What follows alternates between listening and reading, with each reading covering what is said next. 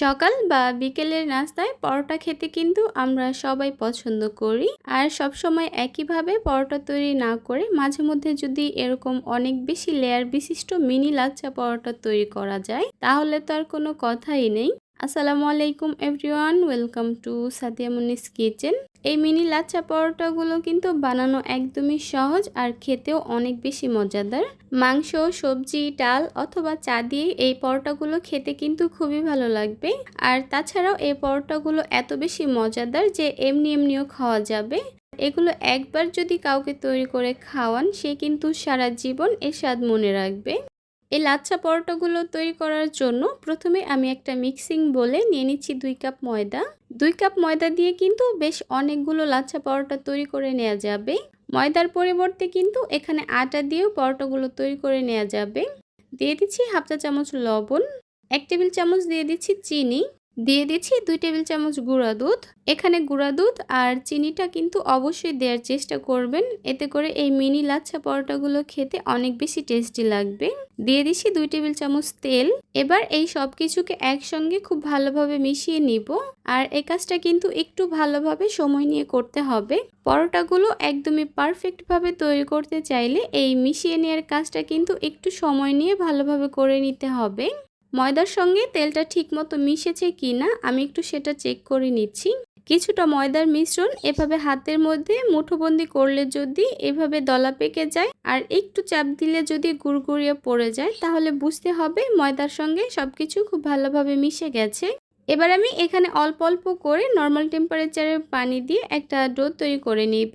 আমার এখানে 1 কাপের চেয়ে একটু কম পানি লেগেছে, তবে আপনাদের পানির পরিমাণটা আরও কিছুটা কম বা বেশিও লাগতে পারে। আপনারা একটু আন্দাজ করে পানিটা অ্যাড করে নেবেন। নর্মালি রুটি অথবা পরোটা তৈরি করতে আমরা বাসায় যেভাবে ডো তৈরি করে থাকি এই ডোটাও কিন্তু ঠিক সেভাবেই তৈরি করে নিতে হবে। ডোটা তৈরি করা হয়ে গেলেও আমি আরও 1 থেকে 1.5 মিনিটের মতো এই ডোটাকে ভালোভাবে মথে নিয়েছি যেন এই ডোটা অনেক বেশি স্মুথ আর সফট হয়।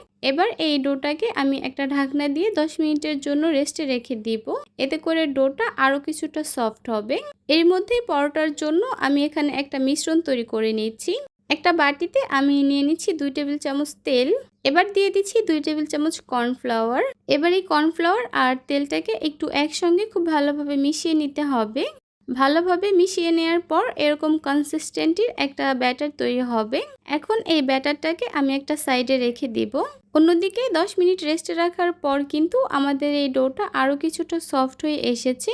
আমি এই ডোটাকে আরও 1 থেকে 1.5 মিনিটের মতো একটু মথে নিব। তারপর এই ডোটা থেকে আমি এরকম ছোট ছোট করে লেচি কেটে নিচ্ছি, বা যতগুলো পরোটা তৈরি করতে চাচ্ছি ততগুলো লেচি কেটে নিচ্ছি। সবগুলো লেচি তৈরি করে নেওয়ার পর এবার আমি এখান থেকে একটা লেচি নিয়ে নিচ্ছি আর বাকি লেচিগুলোকে একটা ঢাকনা দিয়ে ঢেকে রাখছি। এবার এই লেচিটার উপরে সামান্য ময়দা ছিটিয়ে একটা রুটি বেলে নিব। আমি এখানে পাতলা আর বড় সাইজের একটা রুটি বেলে নিয়েছি। নর্মালি বাসায় আমরা যেভাবে রুটি তৈরি করে থাকি এই রুটির থিকনেসটাও কিন্তু ঠিক সেরকমই হবে। এই রুটির থিকনেসটা আমি আপনাদেরকে একটু দেখিয়ে দিচ্ছি। দেখতেই পাচ্ছেন রুটির থিকনেসটা ঠিক কেমন হয়েছে। এবার আগে থেকে রেডি করে রাখা তেল আর কর্নফ্লাওয়ারের মিশ্রণটা এই রুটিটার উপর ছড়িয়ে দিচ্ছি। একটা অয়েল ব্রাশের সাহায্যে রুটির চারপাশে তেল আর কর্নফ্লাওয়ারের মিশ্রণটা ছড়িয়ে দিব যেন চারপাশে সমানভাবে লাগতে পারে। তারপর একটা নাইফ বা পিৎজা কাটার দিয়ে এরকম চিকন চিকন করে রুটিটাকে কেটে নিতে হবে। এই রুটিটা যতটা চিকন করে কাটতে পারবেন ততই কিন্তু লাচ্ছা পরোটার অনেক বেশি লেয়ার হবে, তাই চেষ্টা করবেন চিকন চিকন করে কেটে নেয়ার। সবগুলো কেটে নেওয়ার লেয়ারকে আমি একটা সাইড থেকে একসঙ্গে জড়ো করে নিচ্ছি। আপনাদেরকে একটু দেখে বুঝে নিতে হবে আমি কাজটা ঠিক কিভাবে করে নিচ্ছি। লম্বা করে একটু লেচির মতো তৈরি করে নেয়ার পর আমি আবারও একটা সাইড থেকে গোল গোল করে পেঁচিয়ে নিচ্ছি। আর শেষের যেই অংশটা আছে সেটাকে আমি একটু নিচের দিকে চেপে বসিয়ে দিচ্ছি। সবগুলো একইভাবে তৈরি করে নেয়ার পর একটা একটা করে নিব আর একটু হাতের সাহায্যে এভাবে প্রেস করে ছড়িয়ে নিব। এবার এগুলোকে ভেজে নেয়ার পালা। প্যানের মধ্যে আমি কিছুটা তেল ব্রাশ করে দিচ্ছি। এবার একসঙ্গে আমি 3টা থেকে 4টা করে পরোটা ভেজে নিব। আপনারা চাইলে 1টা, 2টা, 3টা অথবা আপনাদের প্যানটা যদি আরেকটু বড় থাকে তাহলে আরও কিছুটা বেশি করে একসঙ্গে ভেজে নিতে পারবেন। চুলার হিটটা একদমই লো মিডিয়ামের মাঝামাঝি রেখে এগুলোকে এপাশ ওপাশ করে একটু সময় নিয়ে ভেজে নিতে হবে। যেহেতু আজকে আমি মিনি লাচ্ছা পরোটা তৈরি করছি, তাই এগুলোকে আমি ছোটই রেখেছি।